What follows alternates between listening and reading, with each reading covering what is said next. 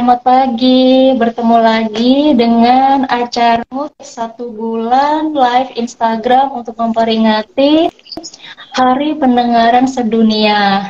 Selamat pagi, Bu Anifa. Selamat pagi, Bu Nela. Apa Oh, kabar? baik, Ibu. Ibu gimana kabarnya? Ya, Alhamdulillah sehat. Ini agak Keren. sedikit ini saya. Karena apa? Tahu ya? Ya, Bu, tidak apa-apa. Kita sama, Bu. Oke, Karena Bu, ini sebelum newbie ya, kita newbie mulai di nih, sebelum kita wisata. mulai nih, Nela ingin apa ya, memperkenalkan Ibu kepada teman-teman dari Yayasan Aurika, alumni, para orang tua dari siswa-siswa Aurika. Begitu ya, Bu ya? Ya, Gitu. silakan. Oke, baik ayah bunda yang sehat, yang bahagia, yang ceria, selamat pagi sekali lagi. Jadi kali ini kita bertemu lagi di acara satu bulan live Instagram Yayasan Aurika untuk memperingati Hari Pendengaran Sedunia. Nah, motif satu bulan live Instagram ini bekerja sama dengan Perhati KL, cabang Yogyakarta dan Jawa Tengah, Universitas Gadjah Mada Yogyakarta, Universitas Airlangga Surabaya, Universitas Surabaya, Rumah Siput Indonesia, Gema Learning Center, Sekolah Barupu, Sekolah Aluna, Sonova, Medel Indonesia, Koklear, Kasum Hearing Center, Perhati KL Cabang Jatim Utara, dan UPTD ABK Sidoarjo. Nah, Ayah Bunda dan teman-teman, hari ini saya didampingi oleh Ibu Anifa. Beliau adalah salah satu dosen dari Fakultas Psikologi Universitas Surabaya, UBAYA, dan kebetulan juga beliau adalah pembimbing saya saat saya menempuh pendidikan, mulai dari pembimbing mata kuliah hingga tugas akhir ya Bu ya. Iya, iya. Jadi bisa Bisa membimbing dibilang junior ya. reoni ya Bu ya. Reuni di IG Live ya. Iya, reuni di IG Live. Nah, jadi Ibu Anifa ini sudah menempuh pendidikan hingga S3 ya Bu ya. Jadi S1 beliau menyelesaikan pendidikan di Universitas Airlangga Surabaya, Unair ya Bu ya. Kemudian S2-nya, wow, luar biasa Bu, menyelesaikan studi di University of Nottingham UK ya Bu ya. Luar biasa. Gitu. Kemudian S3-nya beliau menyelesaikan di UNER ya Bu ya. Ini seingat saya Ayah Bunda dan mungkin Bu Anifa pun juga ingat, saya bisa dibilang menyaksikan bagaimana perjuangannya Bu Anifa menyelesaikan studi S3-nya ya Bu. Karena pada Oh, saat itu Bu Anifa juga sedang membimbing saya yang sedang praktek gitu ya Bu. iya, iya, iya. Harus Memang bolak-balik. sambil apa masih mengajar, masih membimbing juga gitu Betul. kan. Hanya sedikit ya dikurangi, banyak dikurangi. Itu kan. Betul, dan saat itu juga kebetulan sempat kondisi kesehatannya sempat turun ya Bu ya, mungkin banyak kegiatan juga ya Bu ya. Iya, iya. Tapi syukur alhamdulillah sudah ini ya teratasi gitu ya, sehat alhamdulillah. Betul, betul. Syukur Bu, perjuangan yang patut Heeh. diapresiasi. Nah, Ayah Bunda, ini saya sekalian juga apa ya, memperkenalkan Bu Anifa. Jadi beliau itu adalah dosen tetap di Fakultas Psikologi Universitas Surabaya sejak tahun 1996 ya Bu ya. Sudah betul-betul sepak terjangnya sudah Ya, panjang hingga detik ini begitu. sudah tua Selain ya. itu, oh Bu, Sudah tua. tapi jiwanya masih jiwa muda dan Oke. selalu Sip. memberikan inspirasi materi yang sangat-sangat apa ya, membantu generasi muda ya Bu, seperti saya dibimbing, dikasih arahan gitu. Luar biasa. Dan selain itu Ayah Bunda, Bu Anifa itu selain aktif mengajar, mungkin aktif praktek juga ya Bu. Beliau itu juga sudah apa ya, berkiprah di dunia tulis menulis, pernah mengeluarkan beberapa buku juga ya Bu ya. Luar biasa, keren Ibu Anifa.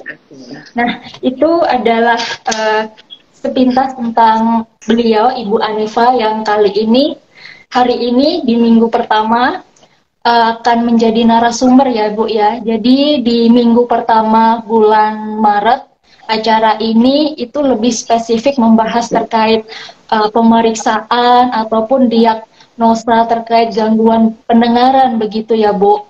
Nah, kemudian di minggu kedua itu terkait terapi-terapi yang diperlukan dan yang perlu dijalankan oleh anak-anak dengan gangguan dengar. Nah, spesial nih di minggu yang ketiga ini, spesial ingin membahas assessment atau evaluasi begitu ya Bu ya, dan dibuka oleh Ibu Anifa selaku psikolog dan dosen dari Universitas Surabaya Fakultas Psikologi.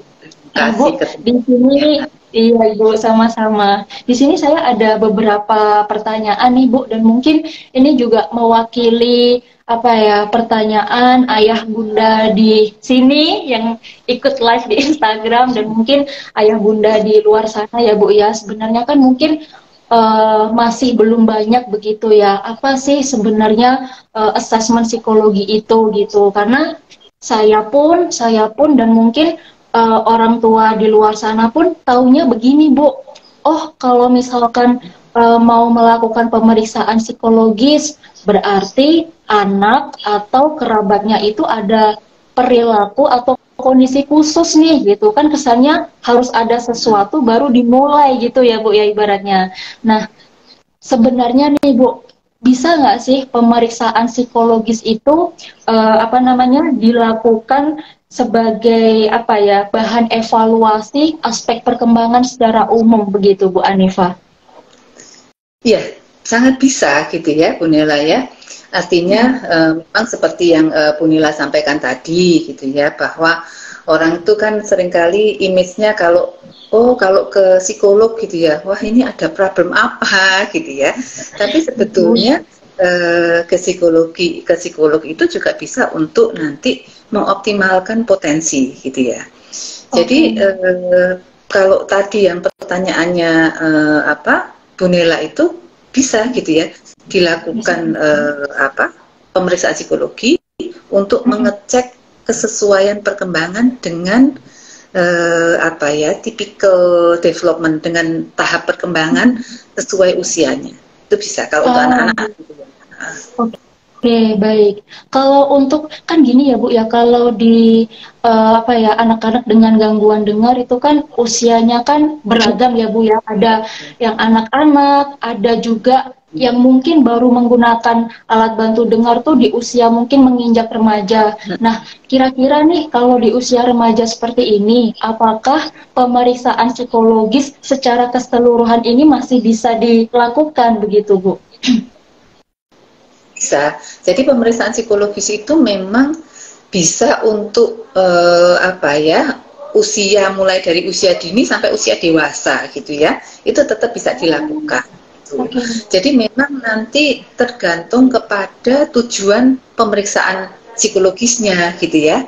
Nah tadi kan yang pertama itu udah dibahas gitu ya, bahwa bisa dilakukan untuk melihat kesesuaian gitu ya. Apakah perkembangan anak saya ini ya, termasuk juga remaja tadi, sesuai dengan tahapan perkembangan anak seusianya gitu ya.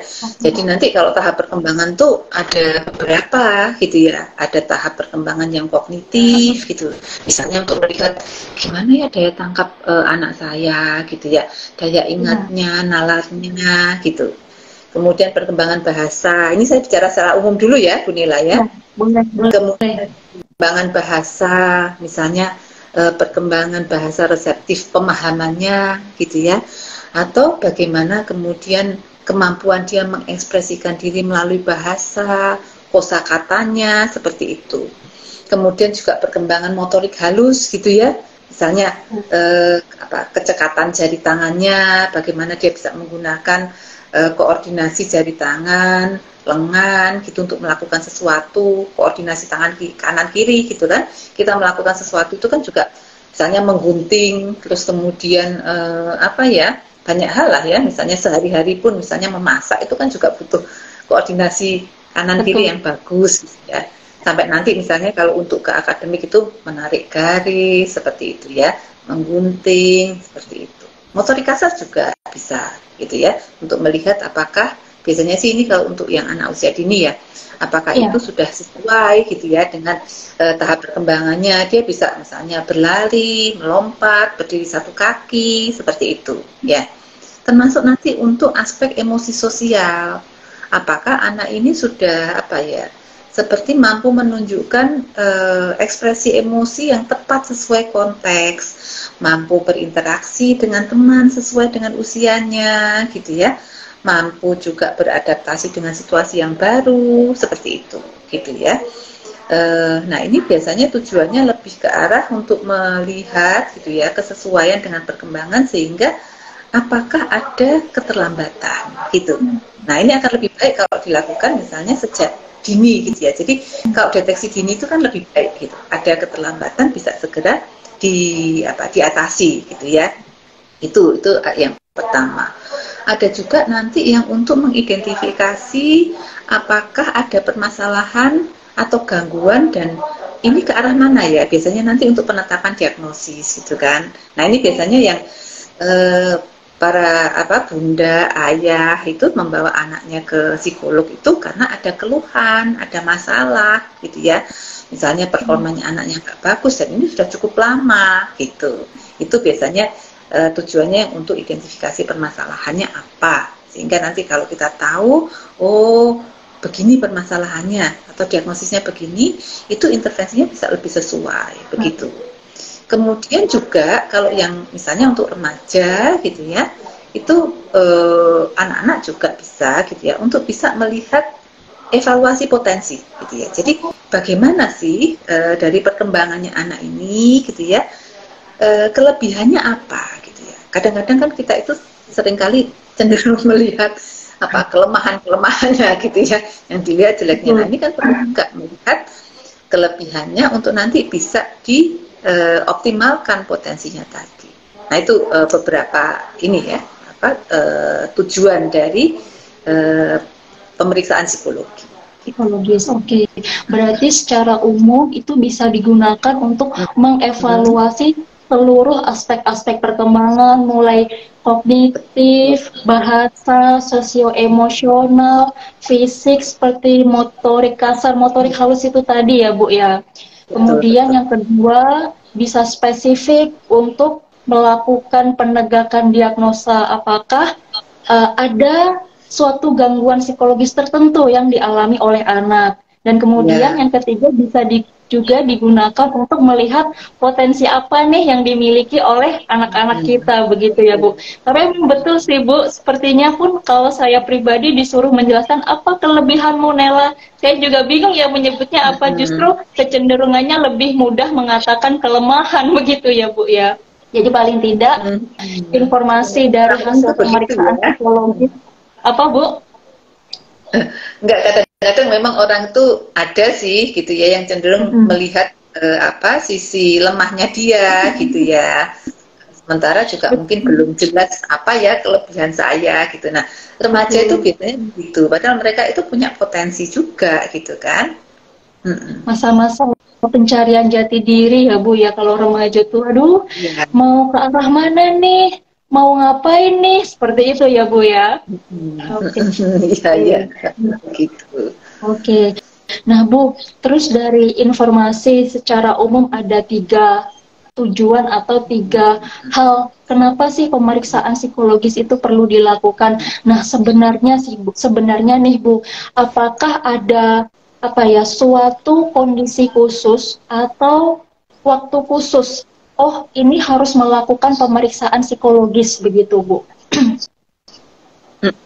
Ya, jadi kira-kira kapan ya seorang anak ya atau individu ya, artinya nggak harus anak gitu ya, dia perlu untuk melakukan pemeriksaan psikologis gitu ya. Nah itu biasanya kalau memang ada istilahnya itu penurunan ya. Jadi ada masalah, ada keluhan, dan ada penurunan kemampuan. Jadi misalnya anak ini prestasi akademiknya selama beberapa bulan terakhir ini kok turun terus gitu ya. Atau misalnya anak itu dulu sudah bisa melakukan sesuatu. Misalnya dulu tuh dia sudah bisa ngomong gitu ya, 2 kata gitu ya, kalimat sederhana. Nah sekarang kok mundur gitu ya, kok banyak cuma 1 kata atau banyak dengan gesture. Nah itu perlu sih melakukan pemeriksaan psikologis gitu ya. Jadi ada apa istilahnya itu keluhan tertentu, kemunduran kemampuan ya gitu. Dan terutama karena tanpa sebab yang jelas gitu ya, sehingga kan perlu gitu ya, perlu diperiksa secara dari sisi psikologis gitu ya. Meskipun nanti juga kalau untuk seperti itu biasanya sih tidak hanya dari sisi psikologis saja gitu ya. Kalau tumbuh kembang itu kan juga nanti ada dari sisi medis gitu ya, dan kemudian dari sisi terapis gitu kan, untuk bisa melihat secara komprehensif apa ya penyebabnya. Nah kalau psikolog itu kan cenderung melihat nanti penyebab dari sisi psikologisnya apa ya, kok dia memiliki masalah seperti itu gitu ya. Misalnya tahu-tahu anak ini kok jadi murung, menarik diri gitu ya, terus kemudian dia itu biasanya interaksinya itu lepas gitu, ini kok enggak, atau muncul perilaku negatif ya, kok sekarang dia agresif sih, suka marah gitu ya, atau dia sulit adaptasi pada satu situasi yang baru ya. Misalnya anak yang masuk sekolah gitu kan, sekolah baru ya, ini udah 1 semester tapi kok kayaknya masih masih sulit pisah sama orang tua ya. Biasanya kan ada gitu ya yang masih gandoli orang tuanya, gandoli ya, berpegangan sama orang tuanya, nggak boleh ditinggalin gitu ya. Itu kalau udah dalam jangka waktu yang lama, nah itu perlu gitu ya, bisa dikonsulkan gitu. Oke, berarti bisa dibilang nih Bu, kalau anak-anak pasti yang yang menyampaikan kondisi itu pasti orang tua. Tapi mungkin tidak sih Bu, kalau misalkan anak dengan gangguan dengar tapi sudah lancar nih, bahasanya sudah lancar, sudah bisa mengutarakan apa yang dia rasakan, apa yang dia pikirkan, terus dia ingin inisiatif, aku sepertinya ada yang gak nyaman deh, aku ingin konsultasi ke psikolog.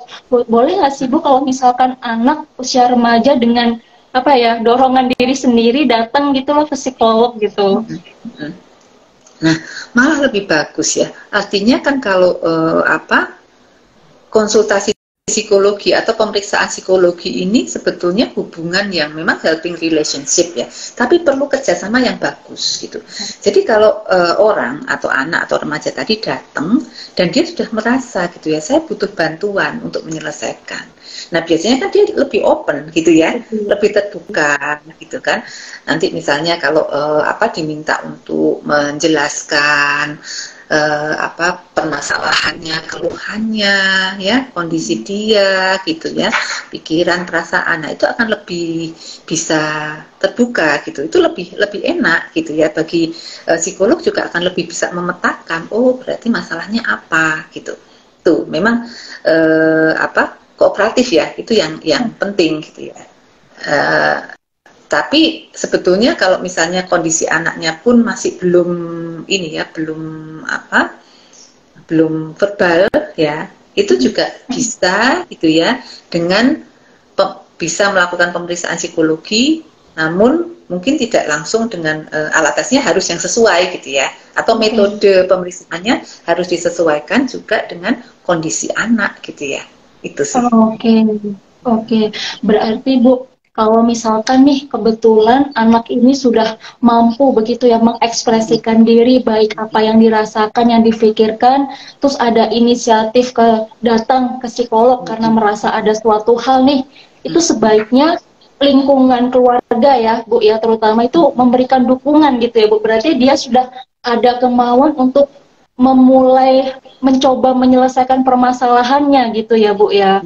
Oke. Kemudian kalau untuk yang anak-anak, karena memang masih berhubungan minimnya perkembangan, masa-masa perkembangan, mau tidak mau tetap harus melibatkan orang tua. Kemudian hasil terapi juga ya Bu ya, sebagai perbandingan sejauh apa sih sebetulnya kondisi awal si anak ini begitu ya. Betul, Oke. betul. Memang tadi seperti yang saya sampaikan gitu ya, profesional itu tidak bekerja sendiri-sendiri gitu ya, tapi saling terkait gitu. Jadi dari psikolog pun biasanya itu kalau orang tua dan anak datang itu psikolog akan meminta gitu ya, oh bagaimana, apakah pernah melakukan pemeriksaan sebelumnya, apakah itu misalnya pemeriksaan medis atau terapi gitu ya, dan bagaimana hasilnya gitu ya. Kalau misalnya ada rekam medis atau kalau terapi ada buku terapi, nah itu kan akan memberikan gambaran terkait dengan kondisi anak saat ini gitu ya. Dan itu penting gitu, karena yang dari pemeriksaan psikologis itu juga sebetulnya salah satu yang dilakukan itu adalah menggambarkan apa istilahnya baseline kemampuan ya, kondisi kemampuan anak saat ini gitu, sehingga dari sana itu mau melakukan intervensi, intervensi itu bisa lebih sesuai gitu ya, disesuaikan dengan kondisi anak.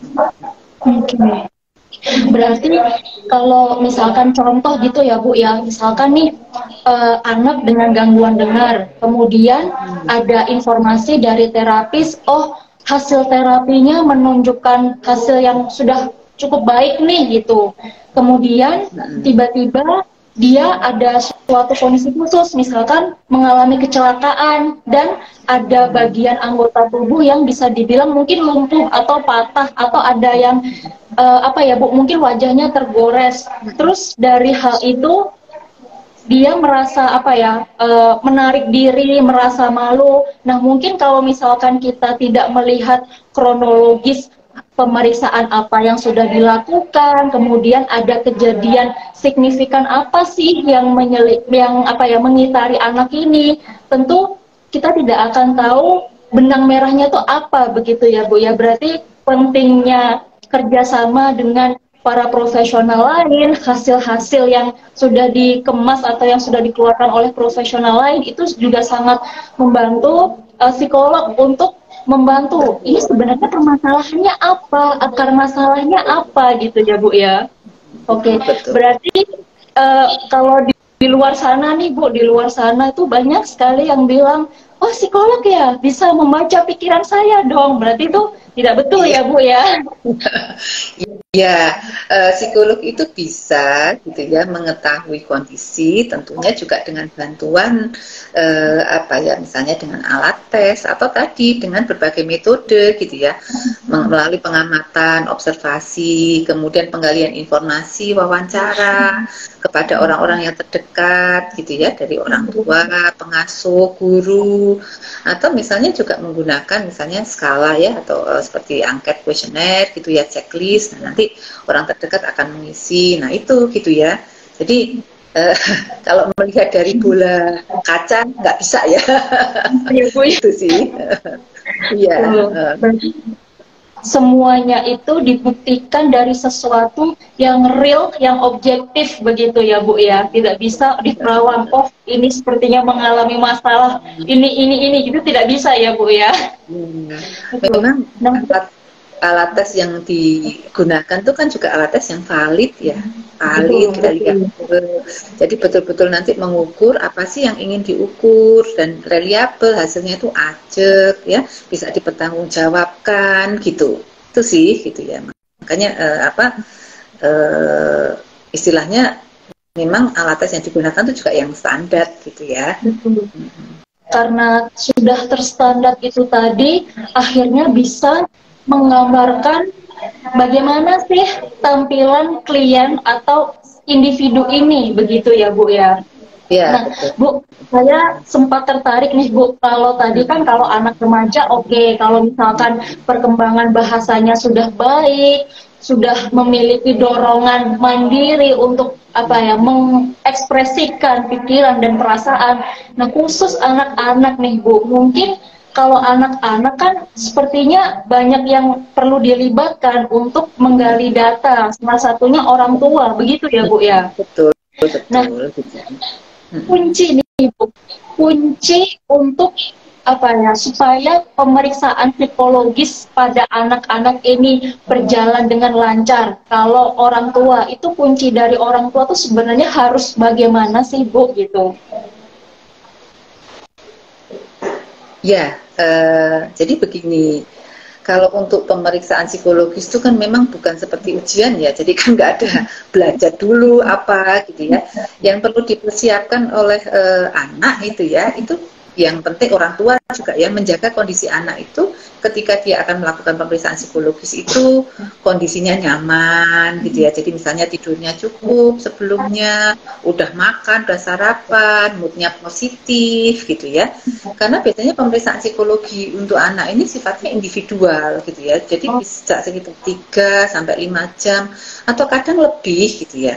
Dan kalau misalnya anak itu pada waktu pemeriksaan itu dia mogok, nah itu kan nggak bisa dipaksa gitu ya. Jadi ya sudah kita hentikan, nanti kapan lagi gitu ya. Karena apa gitu ya, wilayah. Karena kan kita ingin betul melihat bagaimana sih kemampuan anak yang sebenarnya gitu ya. Nah nanti kalau kita paksa, itu mungkin dia menolak. Nah akhirnya kan kita skornya jadi berbeda gitu ya. Padahal sebetulnya dia mampu, cuman moodnya waktu itu nggak nyaman gitu ya, jadi nggak mau gitu. Nah sehingga nanti ayah bunda itu juga perlu mempersiapkan waktu gitu kan.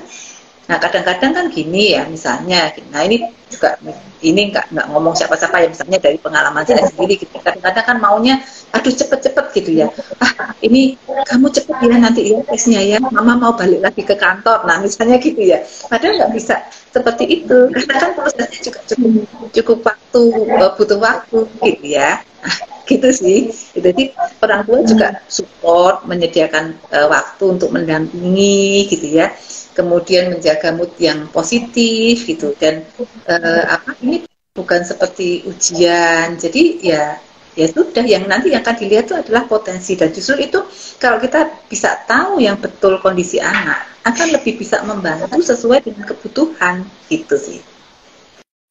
Berarti diusahakan orang tua menjaga stamina atau kebugaran anak begitu ya Bu ya, sebelum melakukan pemeriksaan psikologis. Nah Bu, ini Bu, saya mau tanya nih, mungkin tidak sih kalau misalkan nih anak-anak masih terbatas gitu ya informasi yang bisa diberikan kepada psikolog. Mungkin tidak sih data itu atau informasi diperoleh dari orang tua atau orang-orang terdekatnya klien gitu, Bu?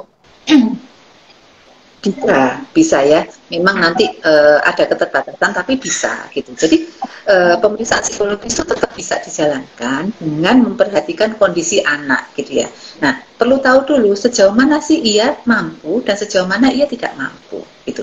Nah, karena tadi kan sudah saya sampaikan bahwa pemeriksaan psikologi itu multimetode gitu ya. Jadi ada pengamatan atau observasi, ada wawancara dengan orang tua atau orang yang dekat dengan anak, guru, pengasuh dan sebagainya gitu ya, yang tahu keseharian anak, tahu tentang anak.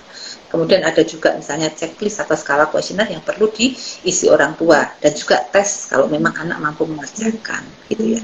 Nah, jadi tujuan pemeriksaan psikologis itu kan memang ingin mengevaluasi gitu ya, ingin mengevaluasi aspek perkembangan anak seperti tadi, dan itu tetap bisa dilakukan gitu ya, dengan meskipun anaknya mungkin kurang mampu. Nah ini dengan metode yang beragam, mana yang cocok gitu ya. Nah misalnya anaknya boleh diobservasi gitu ya, dalam berbagai setting atau konteks situasi gitu kan. Misalnya ini apa nih keluhannya, apakah motoriknya gitu ya, apakah perkembangan sosial emosionalnya. Nah, nanti diobservasi dalam konteks yang dimana dia dituntut untuk bisa melakukan tugas tersebut, gitu ya. Nah, kita bisa minta misalnya ajak dia bermain, melakukan dia misalnya seperti menarik garis kan, dikeluhkan, dia masih belum bisa ini kekuatan motorik halus dan sebagainya. Nah, mungkin narik garis dan sebagainya, menggunting, tapi dalam konteks bermain ya. Nah, sebetulnya di situ itu psikolog itu punya tujuan tertentu untuk mengamati kemampuan anak gitu. Nah, dari situ kan bisa tergambarkan. Bisa juga sebetulnya psikolog itu menanyakan kepada orang tua gitu ya. Jadi orang tua atau pengasuh itu kan orang yang terdekat dengan anak yang mereka tahu keseharian begitu ya.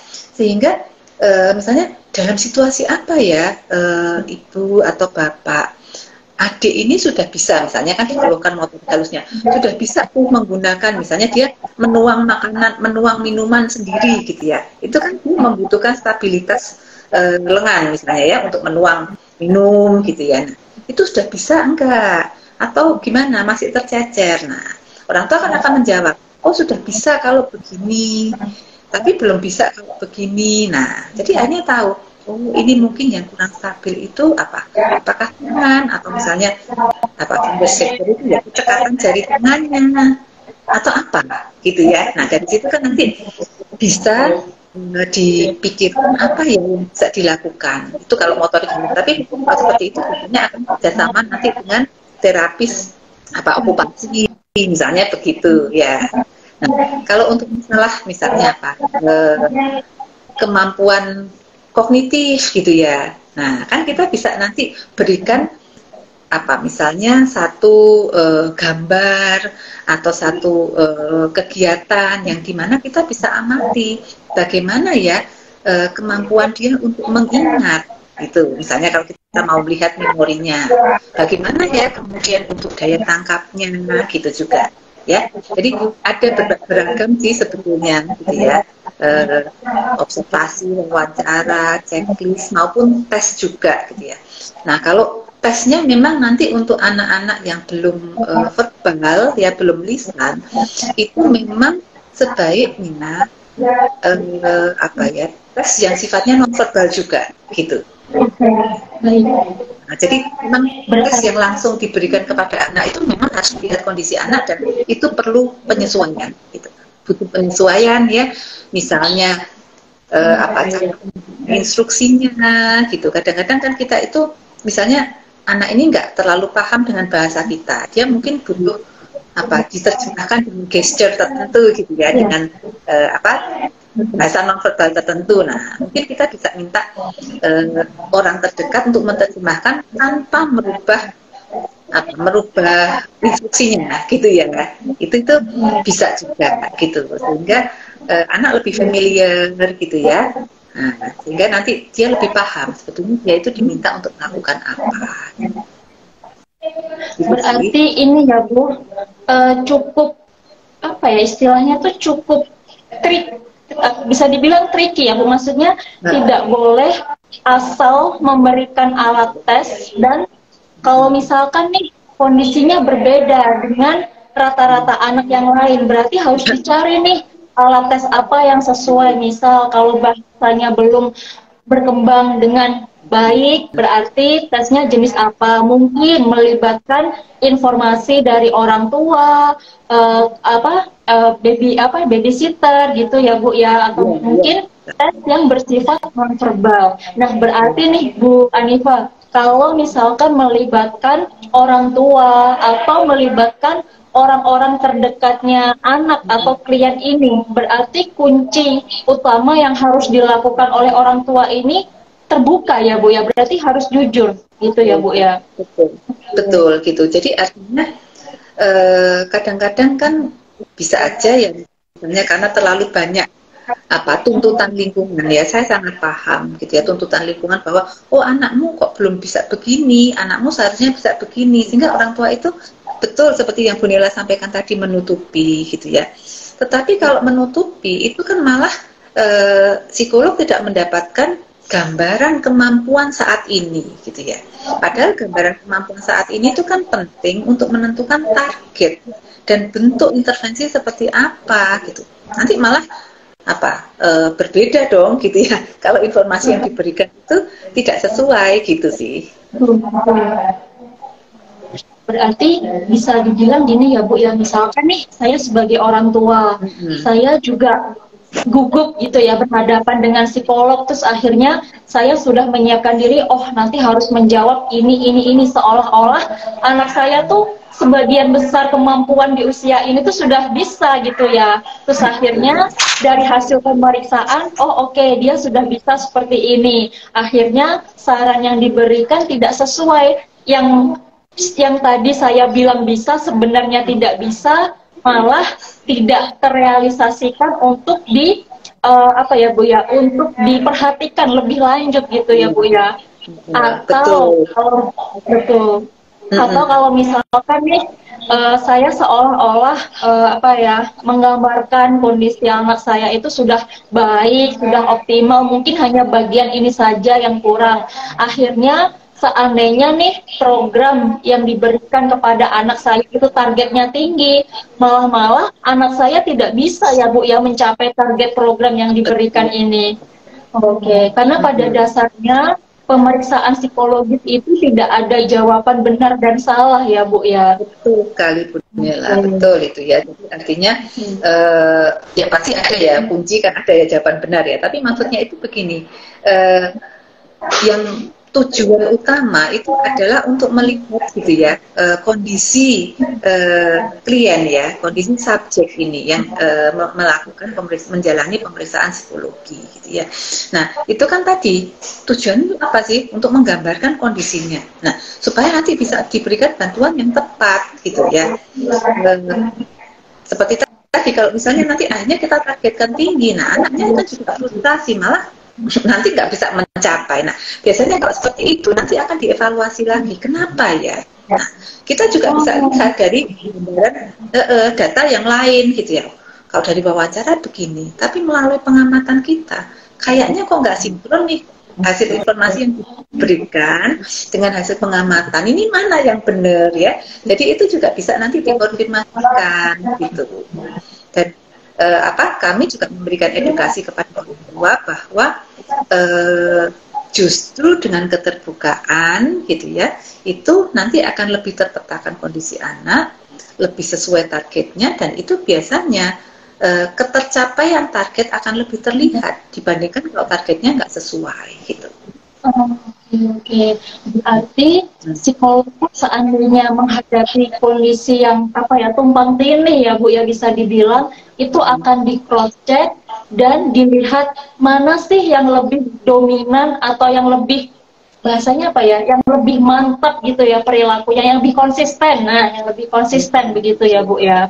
Oke. Jadi datanya mana ya gitu ya, dari sumber data yang mana gitu ya, yang kita perlu juga pertimbangkan kalau ada conflicting ada data yang tidak sesuai gitu ya. Nah itu kan perlu dikonfirmasi lagi kepada orang tua. Pada orang tuanya. Baik.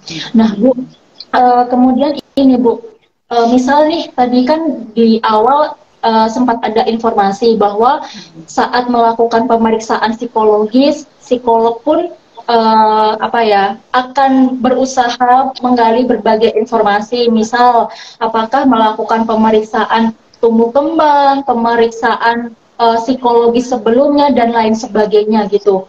Nah sebenarnya nih Bu, apakah ada apa ya, waktu khusus, oh ini sudah melakukan pemeriksaan psikologis, terus boleh atau tidak melakukan pemeriksaan psikologis lagi begitu Bu?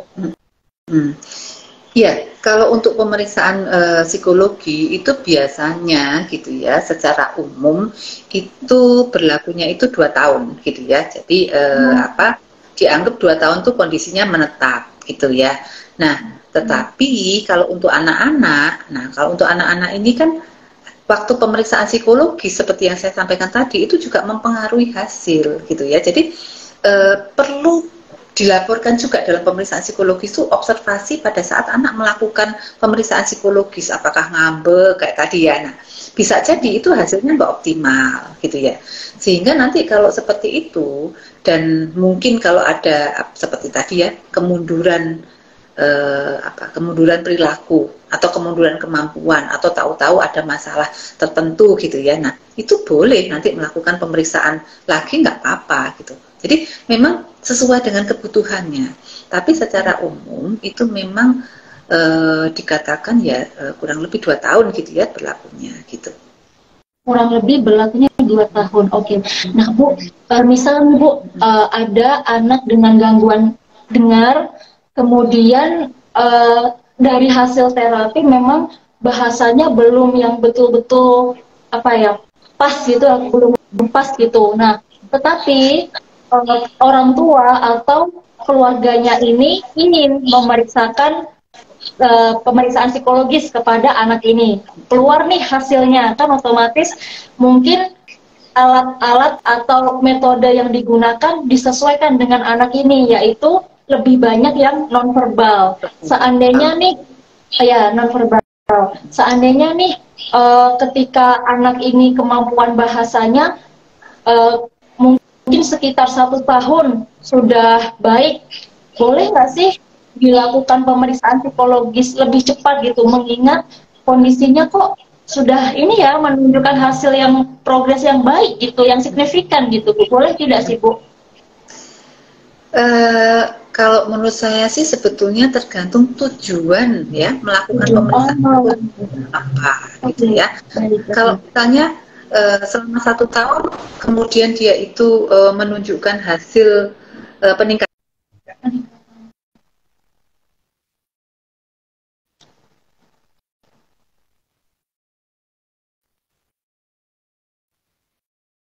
Ini sepertinya Suara saya cukup terdengar ya?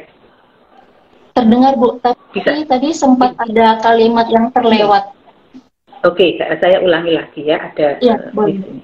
Nah, jadi sebetulnya tujuannya apa gitu ya dari pemeriksaan psikologis itu, mau apa yang mau dilakukan lagi? Misalnya, oh ini udah baik, tapi yang ini kok belum. Nah, kenapa? Nah, itu boleh gitu ya. Jadi selalu ada tujuannya ya, bukan sebenarnya periodik itu bukan harus begini enggak, tapi semua kembali tujuannya. Ternyata tidak diperlukan, ya nggak apa-apa gitu ya. Selama ini udah baik-baik aja ya, ya udah jalan aja gitu ya. Jadi pemeriksaan psikologis itu membantu untuk salah satunya memetakan kemampuan ya, menggambarkan kondisi secara psikologis sehingga nanti bisa diambil langkah-langkah yang lebih tepat gitu. Oke, berarti disesuaikan dengan tujuan yang di awal tadi ya, Bu. Misal nih, saya misalkan anak-anak gitu ya. Misalkan saya anak-anak, pada pemeriksaan pertama, orang tua saya ingin melihat keseluruhan aspek perkembangan saya gitu ya, Bu, yang mulai kognitif, fisik, bahasa, sosio-emosional gitu. Terus kemudian tidak sampai 2 tahun, mungkin 1,5 tahun lah. Oh, orang tua saya ingin memasukkan saya ke sekolah mungkin tingkat dasar ya, Bu, ya, sekolah dasar. Kalau saat ini kan rata-rata sepertinya sekolah dasar itu selalu ingin ada informasi pemeriksaan psikologis. Nah, mungkin IQ atau bagaimana. Berarti itu saya bisa ya, Bu, ya, langsung mengikuti karena kebutuhan tujuannya itu gitu.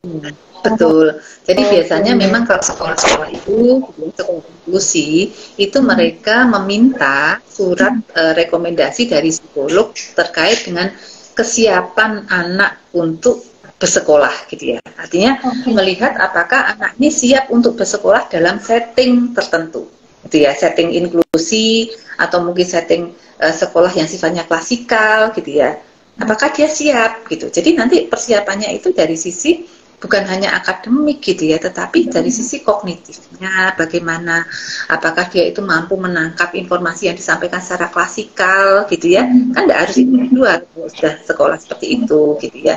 Kemudian nanti apakah dia mampu mandiri mengerjakan sesuatu, nggak harus prom ya, nggak harus selalu di gurunya yang mengingatkan, ayo kerjakan. Nah, gurunya kan menghadapi banyak murid dong ya, jadi kan nggak bisa seperti itu misalnya. Nah, jadi dari sisi-sisi kemandirian emosi sosial itu juga dilihat selain nanti dari kemampuan kognitifnya gitu. Itu perlu gitu ya. Itu nanti akan digambarkan dalam pemeriksaan psikologis untuk melihat kesiapan anak ini untuk bersekolah di sekolah tertentu ya. Memang sesuai dengan karakteristik sekolahnya nanti. Oke, oke, baik. Nah, Bu, terus ini Bu, saya sempat sempat menjumpai ya Bu ya di sekitar saya begitu. Eh, Gimana ya ngomongnya? Gini, di luar sana itu kan mungkin ada anak istimewa gitu ya. Maksudnya mungkin berkebutuhan khusus gitulah. Nah, mungkin ada saya mungkin juga beberapa orang tua yang lain kadang itu ragu gitu ya mau datang ke psikolog atau melakukan pemeriksaan psikologis karena di dalam hati atau di pikiran kami tuh sudah bilang begini, oh kan anakku sudah ketahuan diagnosanya apa gitu. Misalkan diagnosanya apa yang paling sering tuh mungkin ADHD lah atau autis lah dan Yes. apa selain gangguan pendengaran ternyata ada gangguan tambahan gangguan yang lain gitu loh. Terkadang tuh ragu ingin melakukan pemeriksaan psikologis karena di rata-rata di pikiran kami termasuk saya juga kadang itu apa sih yang perlu dilihat lagi gitu, sepertinya tidak ada harapan gitu kasarannya begitu Bu. Benar atau salah sih Bu itu? Jadi begini, bantuan dari psikolog itu kan bisa diberikan salah satunya untuk mengoptimalkan perkembangan anak gitu ya. Nah, dari biasanya kan selalu ada keluhan gitu ya. Anak saya ini belum bisa apa gitu ya. Nah, belum bisa apa tapi sudah mampu apa. Nah, itu kan kalau kita ngomong anak tangga itu kan berarti dia sampai mana? Sampai di sini kah? Nah, nanti mau mencapai mana gitu ya. Jadi tetap sebetulnya tetap bisa gitu ya. Ya, sesuai tadi ya, tergantung kebutuhannya gitu ya. Nah, itu kan nanti untuk mengevaluasi, menggambarkan kemampuan anak dan kemudian apa ya yang bisa dikembangkan lagi. Tapi kan kalau ada keluhan, nah keluhan ini kan kita telusuri sih sumber masalahnya sebetulnya di mana gitu. Nah itu nanti yang bisa dilakukan untuk penanganan atau intervensi lebih lanjut gitu ya dari sisi psikologis. Nah nanti kalau ternyata kita petakan tidak hanya dari sisi psikologis, oh butuh nanti kerjasama dengan sejawat lain, profesional lain ya, medis atau dari terapis ya akan disampaikan dalam laporannya gitu. Dan nanti diharapkan orang tua juga menghubungi sehingga kerjasamanya itu tim gitu ya. Sebenarnya penanganan anak-anak ini tim gitu. Berarti apa ya Bu ya, baik itu bagaimanapun kondisi anak itu tetap memiliki kesempatan yang sama begitu ya Bu ya terkait pemeriksaan psikologis, apalagi tujuan pemeriksaan psikologisnya itu salah satu manfaat yang bisa diperoleh khususnya pada anak dan umumnya untuk orang tua adalah mengetahui sejauh apa sih capaian perkembangan anak saya setelah terapi sekian lama, sekian waktu begitu ya Bu ya. Karena betul juga sih Bu yang disampaikan oleh Ibu Anifa, terkadang mungkin nih di awal terapi dia betul-betul semangat, ceria gitu ya Bu ya. Terus kemudian 2 bulan terakhir kok sepertinya lesu, kemudian merasa malu, bahkan menolak gitu loh setiap kali mau diajak terapi. Terus akhirnya konsultasi lah ke psikolog, ada apa nih gitu. Nah mungkin saja pada saat itu ditemukan akar permasalahan. Oh dia merasa bosan dengan aktivitas atau mungkin kebetulan bertemu dengan teman baru dan belum bisa dekat sama teman satu tempat terapi ini. Jadi mungkin itu yang mempengaruhi, kurang lebihnya seperti itu ya Bu ya. Betul, jadi misalnya apakah ya itu kan misalnya problem sosial emosional ya. Jadi apakah masalah adaptasi, situasi yang baru gitu ya. Nah keluhannya apa? Nah nanti kami perlu juga memetakan, melihat gitu ya. Oh permasalahannya ini sampai seberapa sih gitu ya. Yang dikatakan dia tidak bisa adaptasi itu gambarannya seperti apa? Pada situasi apa saja gitu kan. Nah itu kan perlu ditetapkan dulu, digambarkan. Nah setelah itu baru nanti dilihat kenapa ya, faktor penyebabnya apa gitu ya. Apakah memang dari anak sendiri atau misalnya dari teman barunya atau situasi situasi di tempat terapi ini tidak nyaman buat dia, atau mungkin ada perubahan sesuatu di lingkungan keluarga ya. Kadang-kadang tuh bisa semua itu terjadi. Nah, itu nanti yang perlu dicermati untuk bisa melihat oh iya faktornya apa gitu ya, sehingga dari situ tuh bisa diambil apakah nanti perlu misalnya ke arah keluarga, konseling dengan keluarga gitu ya, atau misalnya nanti kalau untuk masalah oh dia ini kurang bisa nih untuk bisa berinteraksi, keterampilannya yang belum bagus. Nah, mungkin social skills-nya yang perlu dilakukan untuk treatment ya, dilakukan intervensi gitu, kita bantu gitu. Ya seperti itu sih. Berarti nih Bu, kalau boleh saya bilang, misal nih ada anak keluhannya seperti itu tadi ya Bu, mungkin di awal persepsi, oh sepertinya memang ada kemunduran kemampuan atau kemunduran perilaku yang awalnya semangat, ceria, tiba-tiba menjadi malas, menolak untuk mengikuti terapi. Padahal kondisi perilaku yang seperti itu tuh tidak melulu sumbernya itu dari dalam diri anak, tetapi mungkin lingkungan yang ada di sekitarnya, entah keluarga, entah teman, seperti itu ya Bu ya ternyata. Bisa. Jadi memang ada selalu ya faktor penyebab itu dari internal dan dari eksternal gitu ya. Internal maksudnya dari anak gitu ya. Atau juga dari yang tadi ya eksternal tuh ya macam-macam gitu kan. Baik. Berarti kedua faktor ini saling berhubungan, tinggal mana yang lebih yang menonjol gitu Bu, yang memberikan sumbangsi terbesar pada kondisi atau permasalahan anak ini, begitu ya Bu ya? Iya betul, gitu ya, nanti bisa digambarkan ya, dilihat gitu. Wow, luar biasa nih Ayah Bunda. Sekarang sudah mulai mulai sedikit paham bagaimana sih dunia pemeriksaan psikologis itu dan apa sih manfaat yang bisa kita peroleh gitu. Jadi kalau mungkin awal-awalnya itu terkesannya ragu, takut, malu kalau misalkan datang ke pemeriksaan psikologis, malah pemeriksaan psikologis itu akan membantu, akan memberikan koridor kepada kita mana sih yang bisa dilakukan, mana yang lebih efisien dilakukan, seperti itu ya Bu ya. Nah, Bu Anifah, ini kan waktunya kita cuma 1 jam ya Bu ya, sebenarnya masih ada hal gitu dari saya juga itu ingin bertanya lebih banyak gitu terkait pemeriksaan psikologis, karena walau bagaimanapun saya juga tetap orang-orang pada umumnya gitu terkadang mau ke psikolog pun juga ragu gitu, malu, takut gitu ya. Ada banyak sebenarnya yang ingin saya tanyakan. Nah, sebelum menutup nih Bu, iya betul ya Bu ya, bertemu langsung nanti. Nah, sebelum mengakhiri pertemuan pada hari ini nih Bu, mungkin dari Ibu Anifah selaku psikolog ada pesan-pesan apa mungkin terkait tema besar Hari Pendengaran Sedunia kali ini? Temanya kan mengambil bright future gitu ya Bu ya, atau mungkin secara khusus kepada orang tua juga boleh gitu. Oke, ya mungkin lebih seperti summary ya, jadi apa yang sudah kita bicarakan gitu ya Bu Nela ya.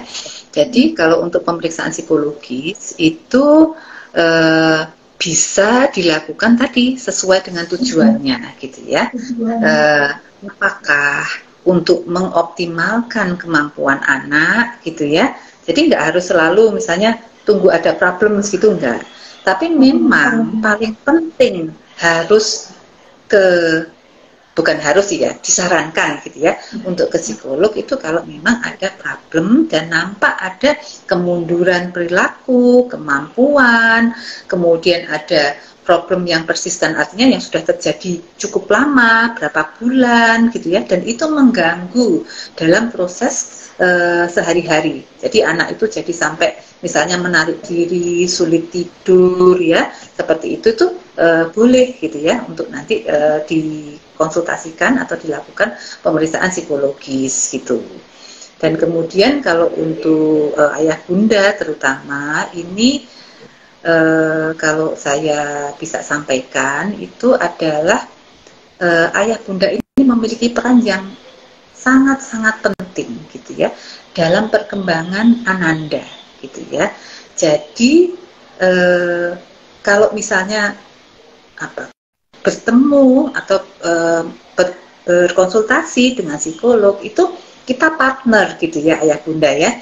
Jadi gimana nih kita itu berpartner untuk bisa membantu anak, untuk bisa mengoptimalkan kondisi dia, untuk membantu masalah dia gitu ya.